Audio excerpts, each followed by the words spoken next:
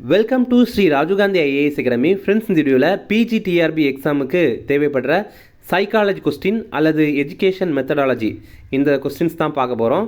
இது part 2 video. ஏற்கனவே part 1 video போட்டிருந்தோம்.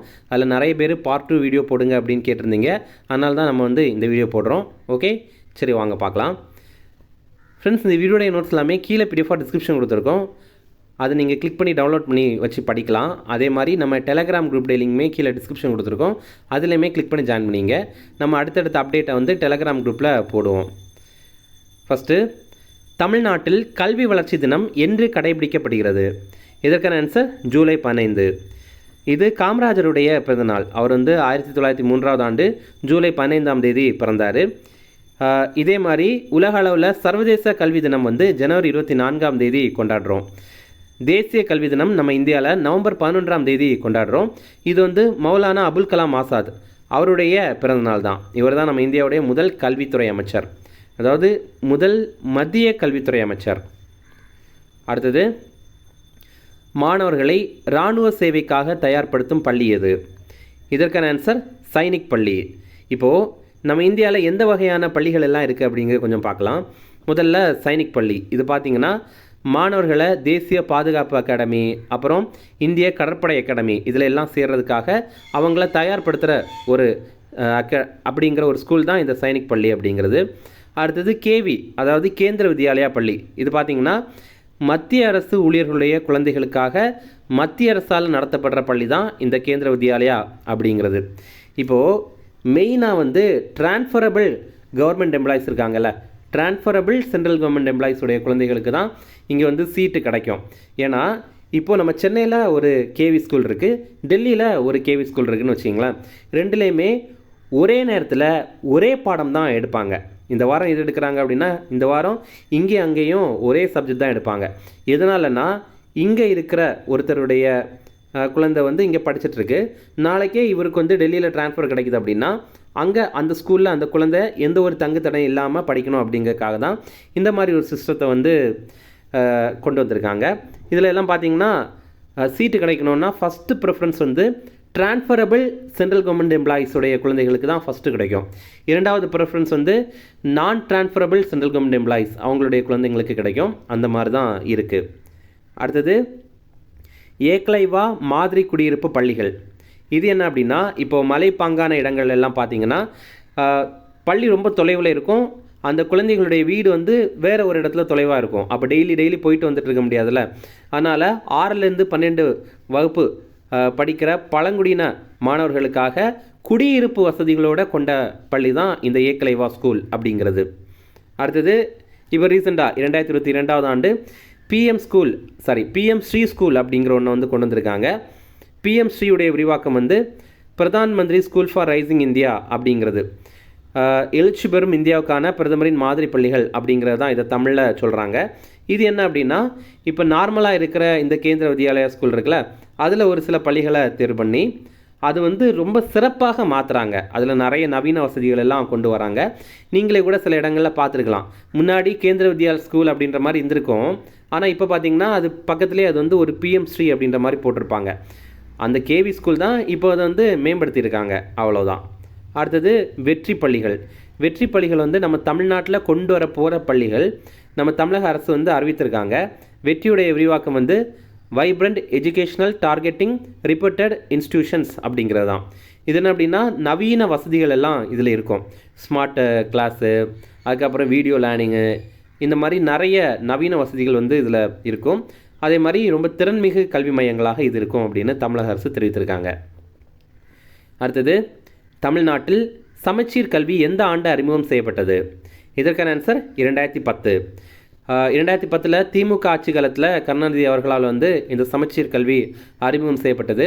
அதுக்கு அடுத்தது 2011 ஆட்சி மாற்றம் நடைபெற்றது. அதிமுக ஆட்சி வந்தது. அந்த டைமில் ஜெயலலிதா என்ன பண்ணாங்கன்னா அந்த சமச்சீர் கல்வியை ரத்து பண்ணிட்டாங்க. அதுக்கப்புறம் உச்சநீதிமன்றம் என்ன தீர்ப்பு பண்ணாங்கன்னா, எல்லாருக்கும் சமச்சீர் கல்வி தமிழ்நாட்டில் கொடுக்கணும் அப்படிங்கிறது தான் தீர்ப்பு கொண்டு வந்திருந்தாங்க. அதனால் 2011 உச்சநீதிமன்றத்துடைய தீர்ப்பின்படி தமிழ்நாட்டில் எல்லாருக்குமே சமச்சீர் கல்வி கொடுத்துருந்தாங்க. இதே மாதிரி இந்தியாவில் இருக்கிற பாடத்திட்டங்கள் பற்றி கொஞ்சம் பார்க்கலாம். சமச்சீர் கல்வி இது தமிழக பள்ளிகளில் சமச்சீரான ஒரு கல்வி முறையை கொண்டு வந்திருக்கு. அதுக்கு முன்னாடியெல்லாம் பார்த்தீங்கன்னா இது ஸ்டேட் போர்ட் சிலபஸ்ஸு, இது வந்து மெட்ரிகுலேஷன் சிலபஸ்ஸு அந்த மாதிரிலாம் இருந்தது. இப்போ அந்த இரண்டையுமே சமமாக சமச்சீர் கல்வி அப்படின்ற மாதிரி மாற்றிட்டாங்க. அடுத்தது சிபிஎஸ்சி. சிபிஎஸ்சினா central board of secondary education, தமிழில் மத்திய இடைநிலை கல்வி வாரியம் அப்படிங்கிறது. இது இந்தியா முழுவதுமே இருக்கிற ஒரு தேசிய பாடத்திட்டம். அடுத்தது ஐசிஎஸ்சி. ஐசிஎஸ்சியும் சிபிஎஸ்சி மாதிரி இன்னும் ஒரு தேசிய பாடத்திட்டம் தான். ஐசிஎஸ்சியுடைய விரிவாக்கம் Indian certificate of secondary education அப்படிங்கிறது, இந்திய இடைநிலை கல்வி சான்றிதழ் அப்படிங்கிறது, இதுவும் ஒரு தேசிய பாடத்திட்டம் தான். அடுத்தது என்ஐஓஎஸ் அப்படிங்கிற ஒன்று. என்ஐஓஎஸ் அப்படின்னா national institute of open schooling அப்படிங்கிறது, தமிழில் தேசிய திறந்தவெளி பள்ளி நிறுவனம் அப்படிங்கிறது. இது என்ன அப்படின்னா இந்த டிஸ்டன்ஸ் எஜுகேஷன் படிக்கிறாங்கல்ல, தொலைதூரமாக இருந்து படிக்கிறாங்கல்ல, அவங்களுக்கான ஒரு கல்வி நிலையம் தான் இந்த என்ஐஓஎஸ் அப்படிங்கிற சிலபஸ். அடுத்தது இந்தியாவில் மதிய உணவு திட்டம் எப்போது அறிமுகம் செய்யப்பட்டது? இதற்கான ஆன்சர் 1995 ஆகஸ்ட் 15. ஆகஸ்ட் 15 நம்முடைய சுதந்திர தினம். அன்னைக்கு தான் இந்த மதிய உணவு திட்டத்தை வந்து மத்திய அரசு கொண்டு வந்திருந்தாங்க. இது இந்தியாவில் தொடங்கப்பட்ட மதிய உணவு திட்டம். ஓகேவா? இதை வந்து இப்போ என்ன சொல்கிறாங்கன்னா பிஎம் போஷான் அப்படின்னு சொல்கிறாங்க. பிஎம் போஷான் அப்படின்னா பிரதான் மந்திரி போஷான் சக்தி நிர்மான் அப்படிங்கிறது தான். பிரதமரின் போஷான் சக்தி நிர்மான் அப்படிங்கிற திட்டம் இது. இதில் என்ன பண்ணுறாங்க, எப்படி மதிய உணவு கொடுக்குறாங்க அப்படின்னு பார்த்தீங்கன்னா, இந்தியா முழுவதுமே அரசு மற்றும் அரசு உதவி பெறுற பள்ளிகளில் தொடக்க பள்ளியிலிருந்து 8ஆம் வகுப்பு வரைக்கும் ஒருவேளை சமைத்த சூடான உணவு கொடுக்குறாங்க. அந்த ஒருவேளை வந்து மத்தியானமாக தான் இருக்குது. நம்ம தமிழ்நாட்டில் வந்து மதிய உணவு திட்டம் இது காமராஜர் ஆட்சி காலத்திலேயே கொண்டு வந்தாங்க. 1962-63 காலகட்டத்தில் தான் இதை கொண்டு வந்தாங்க. இப்போ நமக்கு ஒரு சந்தேகம் வரலாம், என்னென்னா இப்போ நம்ம தமிழ்நாட்டில் நமக்கு வந்து தமிழக அரசு தானே இதை கொடுக்குறாங்க, மத்திய அரசு வந்து அந்த திட்டத்தின் கீழே எங்கே உணவு கொடுக்குறாங்க அப்படின்னா, அந்த திட்டத்தின் கீழே வந்து மாநில அரசுக்கு வந்து நிதி கொடுப்பாங்க. நீங்கள் வந்து உணவு வழங்குறீங்க, அதுக்கான நிதியை நாங்கள் தரோம் அப்படின்ற மாதிரி கொடுப்பாங்க. அடுத்தது தமிழ்நாட்டில் ஊட்டச்சத்து உணவு திட்டம். இது வந்து எம்ஜிஆர் கொண்டு வந்திருந்தார் 1982ஆவது ஆண்டு. அதாவது காமராஜர் கொண்டு வந்த அந்த மதிய உணவு திட்டத்திலேயுமே முட்டை எல்லாம் வழங்கி அதை வந்து ஊட்டச்சத்து உணவு திட்டமாக மாற்றினார். இது எம்ஜிஆருடைய காலத்தில். அடுத்தது இப்போ ரீசெண்டாக நம்ம முதல்வர் ஸ்டாலின் வந்து காலை உணவு திட்டத்தை வந்து தொடங்கியிருந்தார். 2022ஆவது ஆண்டு செப்டம்பர் 15ஆம் தேதி இதை தொடங்கியிருந்தார். இது என்ன அப்படின்னா, அரசு மற்றும் அரசு உதவி பெறும் பள்ளிகளில் 1ஆம் வகுப்புலேருந்து 5ஆம் வகுப்பு மாணவ மாணவிகளுக்கு காலையில் உணவு கொடுக்கணும் அப்படிங்கிறதுக்கான ஒரு திட்டம் தான் இந்த காலை உணவு திட்டம் அப்படிங்கிறது. இது ரொம்பவே சிறப்பாக இப்போ நிறைய பேர்னால் பாராட்டப்படுது. ஓகே, அடுத்தது மாவீரர் அலெக்சாண்டரின் ஆசிரியர் யார்? இதற்கான ஆன்சர் அரிஸ்டாட்டில். இப்போ பார்த்தீங்கன்னா நம்ம யாருடைய ஆசிரியர் யார் அல்லது யாருடைய மாணவர் யார் அப்படிங்கிற ஒரு லைனேஜ் நம்ம கண்டிப்பாக தெரிஞ்சுக்கணும். முதல்ல சாக்ரட்டிஸ். சாக்ரட்டிஸுடைய மாணவர் தான் பிளேட்டோ. அடுத்தது பிளேட்டோவுடைய மாணவர் தான் அரிஸ்டாட்டில். அடுத்தது அரிஸ்டாட்டிலுடைய மாணவர் தான் அலெக்சாண்டர். இது இப்போ ரீசெண்டாக வந்து டிஎன்பிஎஸ்சி குரூப் 4 எக்ஸாமில் கூட கேட்டிருந்தாங்க. அதனால் இந்த எக்ஸாமில் கூட கேட்குறதுக்கு வாய்ப்பு இருக்குது. கண்டிப்பாக இதை படித்து வச்சுக்கிங்க. இதை நம்ம இந்த ஆர்டர்லேயும் படிச்சுக்கலாம். அலெக்சாண்டருடைய ஆசிரியர் வந்து அரிஸ்டாட்டில், அரிஸ்டாட்டிலுடைய ஆசிரியர் வந்து பிளேட்டோ, பிளேட்டோவுடைய ஆசிரியர் வந்து சாக்ரட்டிஸ். இவங்க எல்லாருமே கிரேக்க தத்துவ ஞானிகள். அடுத்தது இந்தியாவில் அறிமுகம் செய்யப்பட்ட முதல் செயற்கை நுண்ணறிவு ஆசிரியர் யார்? இதற்கான ஆன்சர் ஐரிஸ். இப்போ பார்த்தீங்கன்னா கேரளாவில் ஒரு பள்ளியில் ஏஐ டீச்சர் வந்து இன்ட்ரடியூஸ் பண்ணியிருக்காங்க முதல் முறையாக. அதோடைய பேர் வந்து ஐரிஸ் அப்படிங்கிறது தான். அடுத்தது இன்னும் சில கல்வி கோட்பாடுகள், அதை எந்தெந்த அறிஞர்கள் சொல்லியிருக்காங்க அப்படிங்கிறத கொஞ்சம் பார்க்கலாம். ஃபஸ்ட்டு, தலை இதயம் கை மூலமாக முழுமையான கல்வி வளர்ச்சியை வலியுறுத்தியவர் யார்? இதற்கான ஆன்சர் பெஸ்டலோசி. பெஸ்டலோசி என்ன சொல்கிறார் அப்படின்னா, ஆரம்ப கல்வியில் தாயுடைய பங்கு ரொம்ப முக்கியம் அப்படின்னு தெரிவிக்கிறாரு. அதே மாதிரி அன்பும் பரிவும் கல்வியில் முக்கியம் அப்படிங்கிறத தெரிவிக்கிறாரு.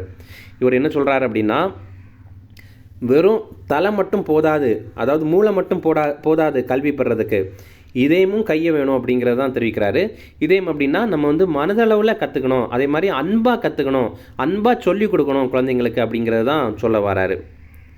ஓகே, அப்போது எக்ஸாமில் கேட்கலாம், இந்த கொள்கையை சொன்னவர் யார் அப்படின்னா பெஸ்டலோசி. அடுத்தது, குழந்தை நல்லவனாக தான் பிறக்கிறான் என்று கூறியவர் யார்? இதற்கான ஆன்சர் ஜீன் ஜாக்கஸ் ரூசோ.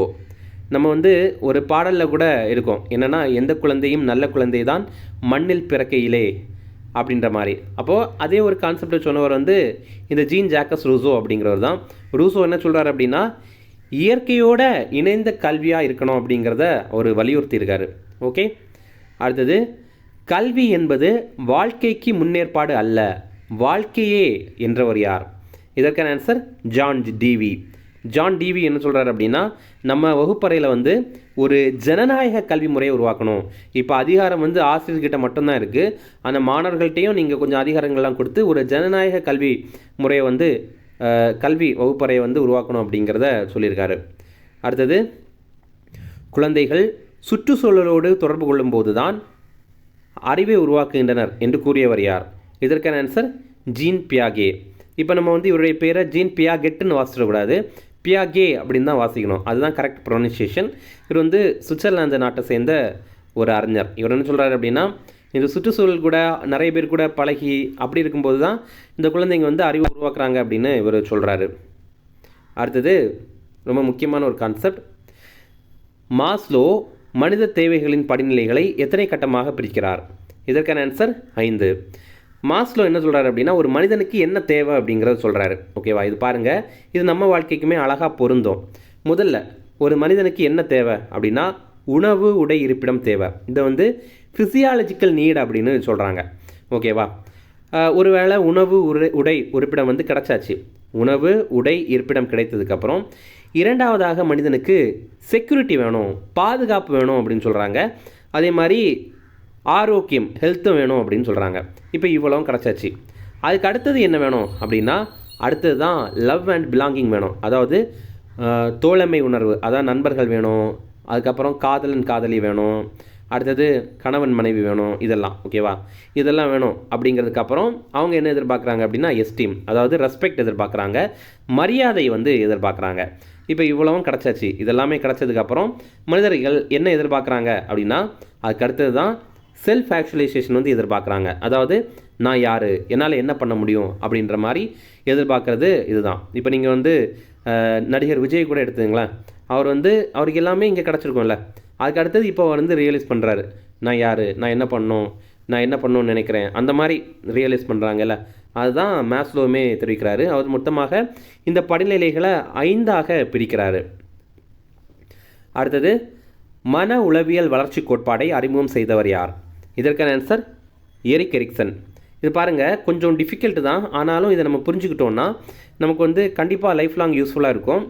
இப்போது ஒரு குழந்தையுடைய மனநிலை எப்படி டெவலப் ஆகுது அப்படிங்கிறத அவர் ரொம்ப சின்ன வயதுலேருந்தே அனலைஸ் பண்ணி நமக்கு தெரிவித்திருக்காரு. முதல் முறையாக பார்த்திங்கன்னா இன்ஃபான்சியில் ஒரு குழந்தை இருக்குது. இன்ஃபான்சி அப்படின்னா ரொம்ப சின்ன ஒரு குழந்தையாக இருக்கும்போது முதல்ல அதுக்கு வந்து ஒரு டைலமா வருது. டைலமானா என்னென்னா, இதை நம்புறதா அதை நம்புறதா, இதை பண்ணுறதா அதை பண்ணுறதா அப்படிங்கிறது தான் டைலமா. ஃபஸ்ட்டு அது ரொம்ப குழந்தையாக இருக்கும்போது ட்ரஸ்ட் விசஸ் மிஸ்ட்ரஸ்ட் அப்படிங்கிற மாதிரி வருது. ட்ரஸ்ட் அப்படின்னா அந்த குழந்தை வந்து நம்புறதா அப்படிங்கிற மாதிரி பார்க்குது. அந்த டைமில் அந்த குழந்தையை சுற்றி இருக்கிறவங்கெல்லாம் அந்த குழந்தைக்கு நம்பிக்கைக்குரியவங்களாக இருக்கிறாங்க, அந்த குழந்தைக்கு நம்பிக்கை துரோகம் பண்ணாமல் நேர்மையாக இருக்காங்க அப்படின்னா அந்த குழந்தை வாழ்க்கை முழுவதுமே நம்பிக்கை அப்படிங்கிற ஒரு விஷயத்தை வந்து டெவலப் பண்ணிக்குது. ஒருவேளை அங்கே அப்படி இல்லை அப்படின்னா அது வந்து அவநம்பிக்கைக்கு போகுது. இரண்டாவதாக ஏர்லி சைல்ட்ஹுட். இந்த டைமில் ஆட்டோனோமி விசஸ் ஷேம் அண்ட் டவுட் அப்படிங்கிற கான்செப்டுக்குள்ளாடி அது யோசிக்குது. ஆட்டோனோமிக்னா அதுவாகவே ஏதாவது பண்ணுறது. அந்த டைமில் அதுவாகவே முன் வந்து பண்ணுறத பெற்றோர்கள் சுற்றி இருக்கிறவங்க எல்லாம் பாராட்டினாங்க அப்படின்னா அது வந்து மேலும் மேலும் அதுவாகவே வாழ்க்கையில் நிறைய விஷயங்களை பண்ணும். அந்த குழந்தைக்கு பாராட்டு கிடைக்கல அப்படின்னா அந்த குழந்தை வந்து ஷேம் ஆகிரும். ஐயோ நம்ம வேஸ்ட்டு போல், அந்த மாதிரி ஒரு மாதிரி ஷேமாக ஃபீல் ஆகும்.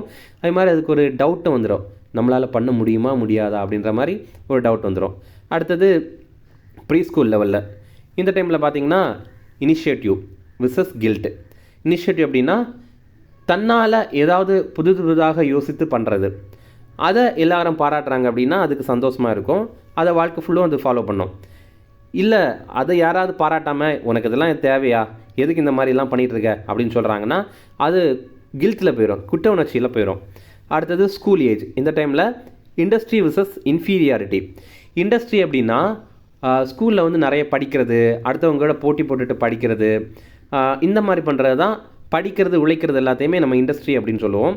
அந்த டைமில் அந்த குழந்தை போடுற எஃபர்ட்டுக்கு ஏற்ற மாதிரி நல்ல மார்க் கிடச்சிது, நல்ல பாராட்டு கிடைக்குது அப்படின்னா அதை வாழ்க்கை முழுவதுமே அது தொடரும். இல்லை அப்படின்னா அது ஒரு மாதிரி இன்ஃபீரியாரிட்டிக்கு உள்ளாடி போயிடும், அதாவது ஒரு தாழ்வு மனப்பான்மைக்குள்ளாடி போயிடும். அடுத்தது வந்து அடலசன்ஸ். அப்படின்னா கொஞ்சம் அப்படி வளருது. இந்த டைமில் வந்து ஐடென்டிட்டி வெர்சஸ் ரோல் கன்ஃபியூஷன். அதாவது ஐடென்டிட்டி அப்படின்னா நான் யார் ஆக விரும்புகிறேன், நான் ஒரு டாக்டரா அல்லது இன்ஜினியரா அல்லது ஒரு டீச்சரா அல்லது ஒரு சைக்காலஜிஸ்டா, இந்த மாதிரி நான் யார் ஆகணும்னு விரும்புகிறேன் அப்படிங்கிறது தான் இந்த ஐடென்டிட்டி. அந்த டைமில் அதுக்கு கரெக்டான வழிகாட்டுதல் கிடைச்சிது அப்படின்னா அது வந்து அதையே ஃபாலோ பண்ணி கரெக்டாக போயிடும். இல்லை அப்படின்னா அது ஒரு ரோல் கன்ஃபியூஷன்லேயே இருக்கும். நம்ம என்ன ஆகுறதுனே தெரியலையே, நமக்கு என்ன எது வரோன்னே தெரியலையே, நம்ம என்ன பண்ண போகிறோம் அப்படின்ற மாதிரி ஒரு ரோல் கன்ஃபியூஷன்லேயே இருக்கும். அடுத்தது யங் அடல்ட்ஹுட், இது கொஞ்சம் கூட வளருது. அந்த டைமில் இன்டிமசி விசஸ் ஐசோலேஷன். இன்டிமசி அப்படின்னா நண்பர்கள், காதலன் காதலி, கணவன் மனைவி, இந்த மாதிரி கொஞ்சம் ஆளுங்கெல்லாம் வராங்க. ஓகேவா? இந்த டைமில் அவங்க எல்லாமே நம்பிக்கைக்குரியவங்களாக இருக்கிறாங்க, ரொம்ப அன்பாக இருக்காங்க அப்படின்னா அந்த குழந்தை வந்து ரொம்ப சந்தோஷமாக இருக்கும், வாழ்க்கை முழுவதுமே அடுத்தவங்க கூட அன்பாக இருக்கும். இல்லை அப்படின்னா அந்த குழந்தை வந்து வாழ்க்கை முழுவதுமே ஐசோலேஷனில் இருக்கும். ஐசோலேஷன் அப்படின்னா தனிமையில் இருக்கும் அப்படிங்கிறது தான். அடுத்தது மிடில் அடல்ட்ஹுட், இது வந்து கொஞ்சம் கூட வளருது. இந்த டைமில் பார்த்திங்கன்னா அதுக்கு என்ன சந்தேகம் வருது, ஜெனராசிட்டி விசஸ் ஸ்டாக்னேஷன் அப்படிங்கிறத வருது. அதாவது ஜெனராசிட்டி அப்படின்னா ஒரு தாராள மனநிலை, அடுத்தவங்களுக்கு உதவி பண்ணுறது, அதே மாதிரி அடுத்தவங்களுக்கு காசு ஏதாவது கொடுக்கறது, இந்த மாதிரிப்பட்ட விஷயம்தான் ஜெனராசிட்டி. அதில் யாராவது அந்த குழந்தைய ஏமாற்றிட்டாங்க அப்படின்னா அவங்களுக்கு அப்போ என்ன ஆகுதுன்னா ஒரு ஸ்டாக்னேஷன் வருது. போதண்டா, யாருக்கும் எதுவும் பண்ண வேண்டாம், நம்ம மட்டும் நம்மளை பார்த்துட்டு இருக்கலாம் அப்படின்ற மாதிரி இருக்கிறது தான் இந்த ஸ்டாக்னேஷன்.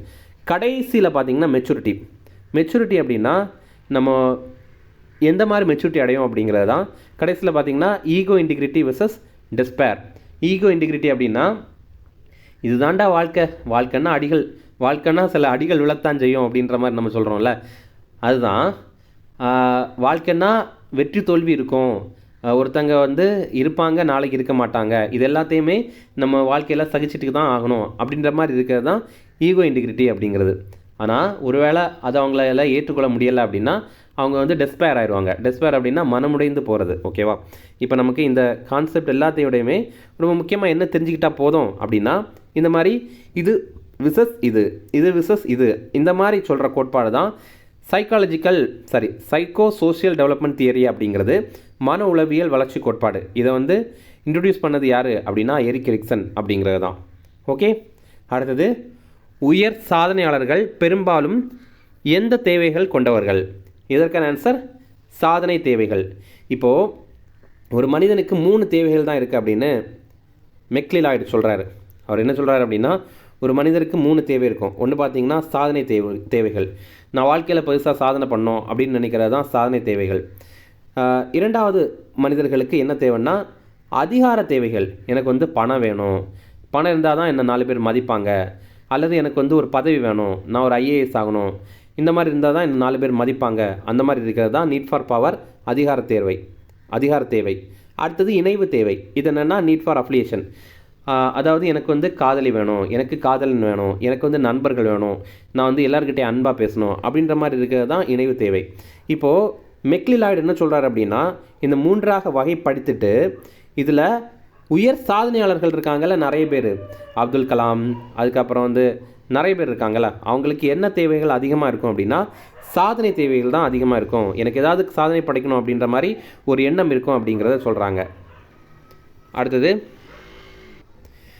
பல வகை நுண்ணறிவு காரணி கோட்பாட்டை முன்மொழிந்தவர் யார்? இதற்கான ஆன்சர் எட்வர்ட் தாண்டைக். இது என்ன அப்படின்னா, அறிவுன்னா என்ன, வெறுமனே ஒரு கொஸ்டினை படிச்சுட்டு ஞாபகம் வைக்கிறது அப்புறம் அதை புரிஞ்சுக்கிறது மட்டும்தான் அறிவா அப்படின்னா, தாண்டைக் என்ன சொல்கிறாருன்னா, அது மட்டும் அறிவில்லை, அது மட்டும்தான் அறிவுன்னு நான் ஒத்துக்க மாட்டேன், ஆனால் நான் 3 விஷயம் சொல்கிறேன், இந்த 3 இருந்துச்சுன்னா தான் உங்களுக்கு அறிவு இருக்குது அப்படின்னு நான் ஒத்துப்பேன் அப்படின்னு தாண்டைக் சொல்கிறாரு. அவர் 3 விஷயம் சொல்கிறாருல, அது என்னென்னு பார்க்கலாம்.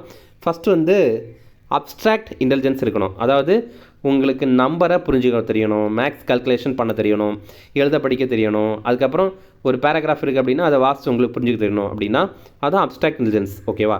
இது உங்களுக்கு எல்லாருக்குமே இருக்கும், நம்ம எல்லாருக்குமே இது இருக்கும். ஓகேவா? இரண்டாவதாக மெக்கானிக்கல் இன்டெலிஜென்ஸ் இருக்கணும் அப்படின்னு சொல்கிறாரு. ஒரு டூல்ஸ் தரோம், இதை ஓப்பன் பண்ணுங்க அப்படின்னா இதை ஓப்பன் பண்ணி அதை சரி பண்ணுற மாதிரி ஒரு நாலேஜ் இருக்கணும் அப்படிங்கிறது தான் மெக்கானிக்கல் இன்டெலிஜென்ஸ். ஓகேவா? அடுத்தது சோஷியல் இன்டெலிஜென்ஸ். இப்போது நிறைய பேருக்கு இந்த 2 கூட இருக்கும், ஆனால் வந்து ஒரு இடத்துல போய் பேசணும், ஒருத்தங்க கிட்ட போய் பழகணும் அப்படின்னா அது நிறைய பேருக்கு தெரியாது. அதுதான் சோஷியல் இன்டெலிஜென்ஸ். இந்த 3மே இருக்கணும் அப்படின்னு தாண்டைக் சொல்கிறாரு, எட்வர்ட் தாண்டைக் சொல்கிறாரு. இது தான் அவர் வந்து மல்டி ஃபேக்டர் தியரின்னு சொல்கிறாரு, பல வகை நுண்ணறிவு காரணி கோட்பாடு. அடுத்தது லாஸ்ட்டாக 8 வகை நுண்ணறிவு திறனை முன்மொழிந்தவர் யார்? இதற்கான ஆன்சர் ஹார்வர்ட் கார்னர். இதில் கார்னர் என்ன பண்ணுறாரு அப்படின்னா மனிதர்களை 8 வகையாக பிரிக்கிறாரு. ஒவ்வொருத்தவங்களுக்கும் ஒன்றில் நல்ல அறிவு இருக்கும் அப்படிங்கிறத சொல்கிறாங்க. இதில் நீங்கள் உங்களுக்கே பொருத்தி பாருங்கள், உங்களுக்கு இதில் எது நல்லா வரும் அப்படிங்கிறத பார்த்துட்டு கமெண்ட்ஸில் சொல்லுங்கள். அப்போ நம்ம உங்களுக்கே உங்களை புரிஞ்சிக்க முடியும்ல, அதனால தான். First linguistic. இதில் என்ன சொல்கிறாரு அப்படின்னா இந்த வகை அறிவில் இருக்கிற மனிதர்கள் நல்லா எழுதுவாங்க, நல்லா பேசுவாங்க, நல்லா கருத்தாக பேசுவாங்க அப்படிங்கிறது தான் லிங்குவிஸ்டிக். அடுத்தது ஸ்பேஷியல். இதுனா என்னென்னா ஒன்று நம்ம சொல்கிறோன்னா அவங்களால ஈஸியாகவே கற்பனை பண்ணி பார்க்க முடியும். இப்போ ஒரு தூரத்தில் ஒரு மலை இருக்குது, பக்கத்தில் ஒரு வீடு இருக்குது, அது பக்கத்தில் சில தென்னை மரங்கள் இருக்குது அப்படின்னா அழகாக அதை கற்பனை பண்ண முடியும் அப்படின்னா உங்களுக்கு ஸ்பேஷியல் அறிவு இருக்குது அப்படின்னு அர்த்தம். அடுத்தது நேச்சுரலிஸ்ட். இந்த மாதிரி அறிவு இருக்குது அப்படின்னா உங்களுக்கு இயற்கை கூட வாழ்கிறது, இயற்கையை பற்றி தெரிஞ்சுக்கிறதெல்லாம் ரொம்ப பிடிக்கும். அடுத்தது பாடிலி கைனஸ்தெட்டிக். இது என்னென்னா நமக்கு பாடி மைண்டு கோஆர்டினேஷன் கரெக்டாக இருக்கும். இப்போ பாக்ஸர்ஸு, அப்புறம் அத்லெட்டுக்கு, இவங்களுக்கெல்லாம் பார்த்திங்கன்னா அவங்க மனசு சொல்கிறத அவங்க உடம்பு கேட்கும். இதுதான் பாடிலி கைனஸ்தெட்டிக் அப்படின்னு சொல்லுவாங்க. அடுத்தது மியூசிக்கல். இப்போ மியூசிக்கல்னு பார்த்தீங்கன்னா இசை கருவிகள் வாசிக்க தெரியும், பாட்டெல்லாம் அழகாக பாட தெரியும். அதுக்கப்புறம் டிஜேயெல்லாம் இருக்கிறதுக்கு அந்த ரிதம், பிச்சு எல்லாமே கரெக்டாக தெரியும் அப்படிங்கிறது தான் மியூசிக்கல் நாலேஜ். இது கூட உங்களில் சிலருக்கு இருக்கலாம். அடுத்தது லாஜிக்கல் மேத்தமெட்டிக்கல். இது பார்த்திங்கன்னா அழகாக மேக்ஸ் போடுறது, அழகாக லாஜிக்கலாக திங்க் பண்ணுறது. இப்போ நமக்கு கவர்மெண்ட் எக்ஸாம்லாம் பார்த்திங்கன்னா ரீசனிங், மேத்தமெட்டிக்ஸ்லாம் இருக்குல்ல, இப்போ இதில் எல்லாம் நல்லா சிறப்பாக பண்ணுறீங்க அப்படின்னா உங்களுக்கு இந்த ஒரு நாலேஜ் நல்லா இருக்குது. அடுத்தது இன்டர்பர்சனல். இது என்னென்னா அடுத்தவங்க கிட்ட நல்லா பேசுகிறது, அடுத்தவங்க கிட்ட நல்லா பழகிறது, இந்த மாதிரி இருக்கிறது தான் இன்டர்பர்சனல். இதுவுமே உங்களுக்கு நல்லா வரும் அப்படின்னா உங்களுக்கு இன்டர்பர்சனல் ஸ்கில் இருக்குது அப்படின்னு அர்த்தம். அடுத்தது இன்ட்ராபர்சனல். இன்ட்ராபர்சனல் அப்படின்னா நான் யார், எனக்கு என்ன பிடிக்கும், எனக்கு தனிமையை எப்படி ரசிக்க தெரியும், அந்த மாதிரி இருக்கிறது தான் இன்ட்ராபர்சனல் அப்படிங்கிறது. ஓகேவா? கார்னர் என்ன சொல்கிறார் அப்படின்னா ஒருத்தருக்கு இதில் ஒன்று மட்டும்தான் இருக்கும்னு கிடையாது, 1 2 அல்லது 1 2 3 கூட இருக்கும் அப்படின்னு சொல்கிறாரு. ஓகேவா? இப்போ நமக்கு எக்ஸாமில் என்ன கேட்கலாம், இது தியரி ஆஃப் மல்டிபிள் இன்டெலிஜென்ஸ் இதை கொண்டு வந்தது யாருன்னு கேட்பாங்க. இதை கொண்டு வந்தது ஹார்வர்ட் கார்னர் அப்படிங்கிறவர். இதில் இன்னொரு விஷயம் நம்ம நோட் பண்ணோம், இது மல்டி ஃபேக்டர் தியரி. இது மல்டிபிள் இன்டெலிஜென்ஸ் நுண்ணறிவு திறன். இதில் 8 வகையான நுண்ணறிவு திறனை கொண்டு வராங்க. இது மல்டி ஃபேக்டர் தியரி. இது பல வகை நுண்ணறிவு காரணி. ஆனால் இதில் 3 தான் கொண்டு வராங்க. அப்போ 2லேயுமே குழம்பிடக்கூடாது, கொஞ்சம் தெளிவாக படிச்சிங்க. ஓகே, அவ்வளோதான் ஃப்ரெண்ட்ஸ். இந்த வீடியோ பிடிச்சிருந்தால் கண்டிப்பாக ஒரே ஒரு லைக் மட்டும் பண்ணிட்டு போங்க. அப்படின்னா தான் இது நிறைய பேருக்கு போய் சேரும், நிறைய பேருக்கு உதவியாக இருக்கும். Okay, thank you.